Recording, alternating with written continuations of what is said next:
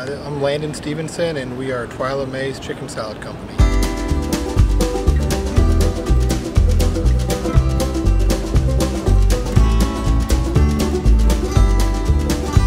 Chicken salad is a bunch of chicken and other ingredients meshed together to make a delicious salad. We've got 8 different flavors. My grandma's chicken salad reminds me of my childhood. It's like the anthem of my childhood. Growing up was chicken salad sandwiches at grandma's house all summer long. So that just takes me back to going fishing with grandpa and having a chicken salad sandwich. And we always told her she should sell it, and she never got around to it. And now my wife and I just had our first baby girl, Addison Twila, and we decided we were going to make a chicken salad company in her name.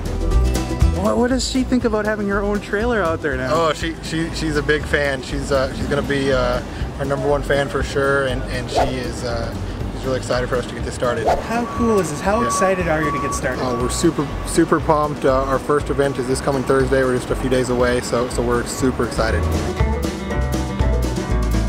Very professional all the way from start to finish. Got us done right on time.